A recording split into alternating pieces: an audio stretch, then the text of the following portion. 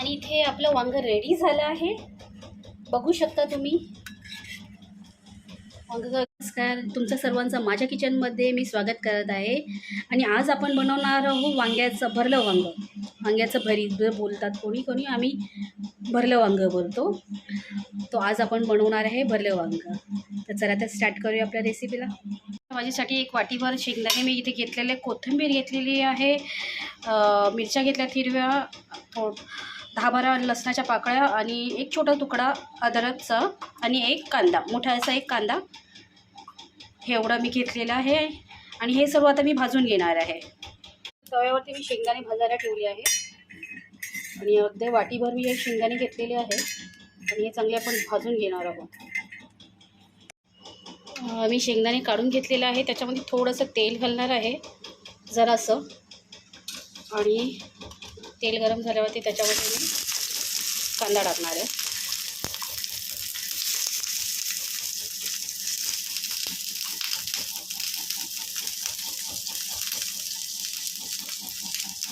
हा एक कांदा आहे, त्याला मी असं जरासं हे करून चांगला खरपूस भाजून घ्यायचा आहे आपल्याला कांदा. कांदा भाजलेला आहे. मी एकच कांदा घेतला आहे, तुम्ही दोनही घेऊ शकता. तुमच्याकडे जर वांगी जास्त असेल तुम्ही 2 कांदेही घेऊ शकता. बघू शकता कांदा आपला भाजलेला आहे. यामध्येच मी आता लसूण पण टाकून घेणार आहे, कारण लसूणही आपला भाजून होणार आणि त्याच्यामध्ये कांदाही भाजतच राहील.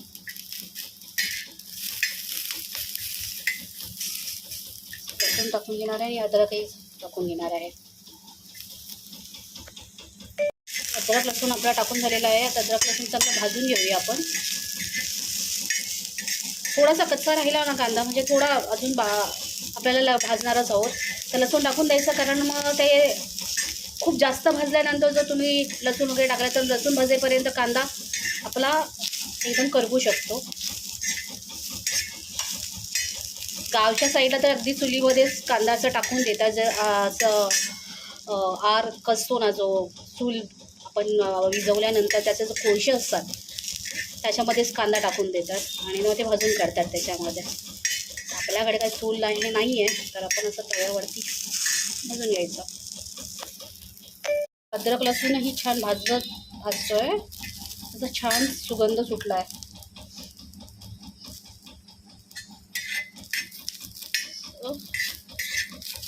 तुम्ही पाहू शकता याचा कलर.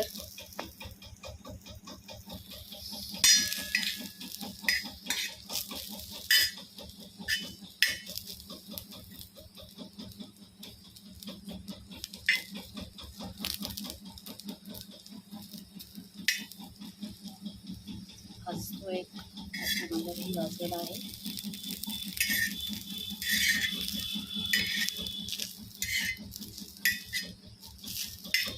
ह्यामध्ये आपण टाकून घेऊया सुकं खोबरं. सुकं खोबरं मी घेतलं आहे अर्धी वाटीपेक्षा कमी.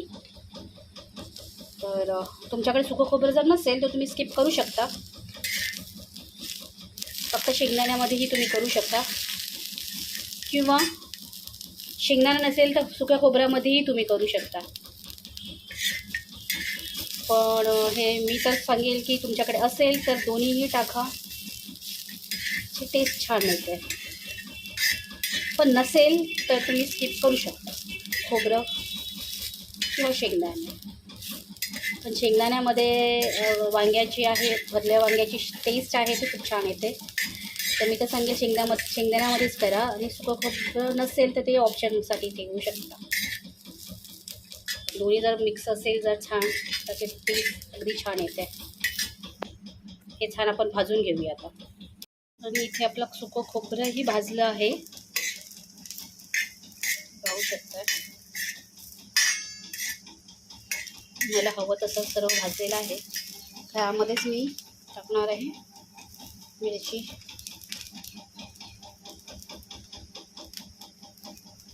जवळजवळ 7-8 मिरच्या घेतलेल्या आहेत, कारण वांग्याची भाजी ही मला थोडी तिखटच आवडते, मनूलाही तिखटच आवडते. त्यामुळे मी मिरच्या जास्त घेतल्या आहेत. तर तुम्ही जर तिखट कमी खात असाल तर मिरच्या कमी करू शकता.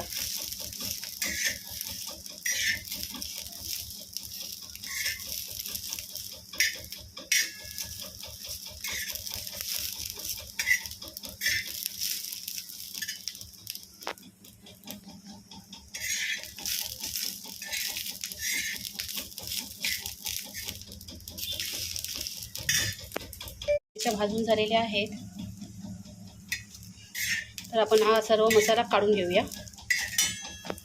लास्टला आपण ही कोथिंबीर तव्यावर टाकून तव्याचं पूर्ण तेल ह्याच्यात पोसून घेऊया. लास्टला कोथिंबीर टाकायची म्हणजे तव्याचं सर्व तेल वगैरे सर्व कोथिंबीरमध्ये जातं आणि आपला तवा क्लीन होतो आणि प्लस कोथिंबीरही भाजून होते. तर कोथिंबीर नेहमी लास्ट लागते.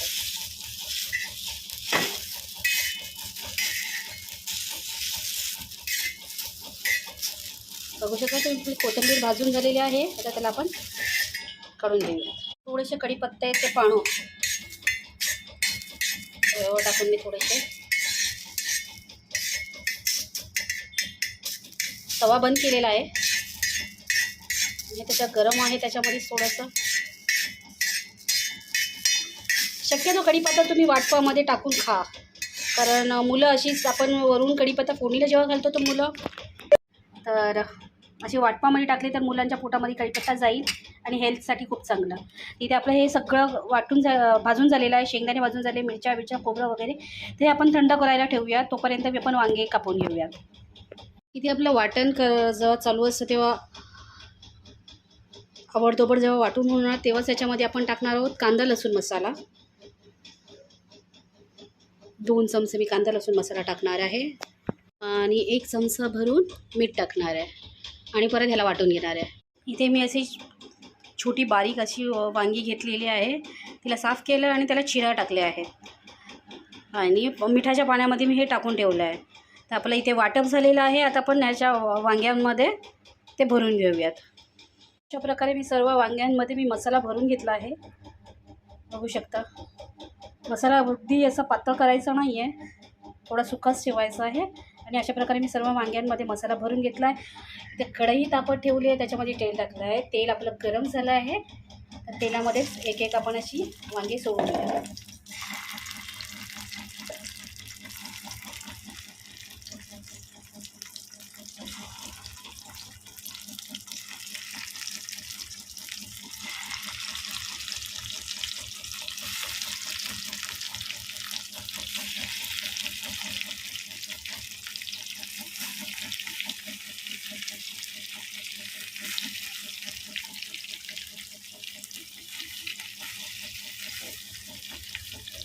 जसे आपण ही सर्व वांगी आता कढईमध्ये ठेवली आहेत.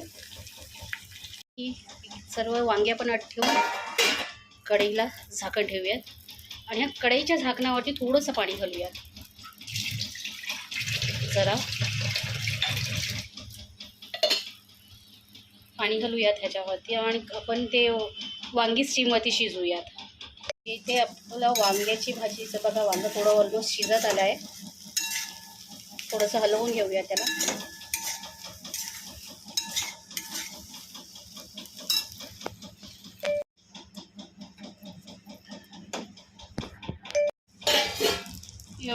बैंगन आपली वांगी आपली ऑलमोस्ट शिजत आली आहे आणि आपण ह्याच्यामध्ये टाकून घेऊयात बटाटे. तुम्ही त्याची साईज लांब पण कापू शकता आणि स्क्वेअर क्यूबमध्ये पण कापू शकता. थोडंसं हलवून घेऊयात. वांगी शिजायला थोडा वेळ लागतो, बटाटे लवकर आपले शिजून होतात, त्यामुळे मी थोडीशी वांगी शिजून झाल्यानंतर बटाटे टाकलेली आहे.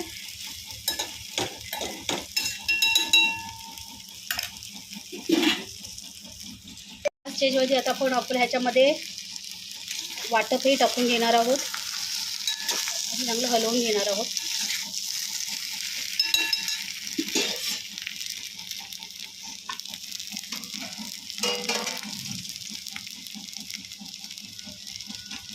आणि जे प्लेटमध्ये आपण पाणी गरम केलं होतं त्याच्यामध्ये आपण थोडं ॲड करणार आहोत.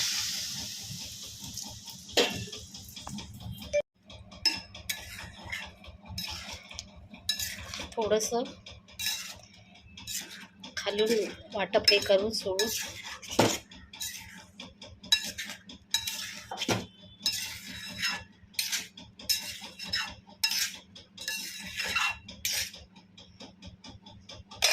हे पुन्हा आपण झाकून ठेवणार आहोत.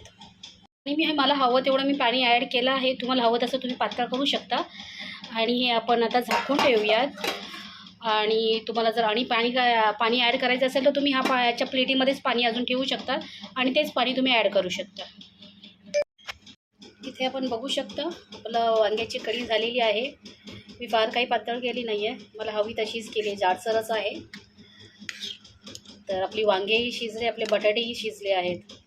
ती 5 ते 7 मिनटामध्ये हे शिजलं आहे, उकडलं आहे. कारण आपण अर्ध्याच्या वरती आपण त्याला स्टीमवरतीच वांग्यांना शिजवून घेतलं होतं. तर हे शिजलेलं आहे. आपल्याला वांगं बघू शकता एकदम छान झालेलं आहे.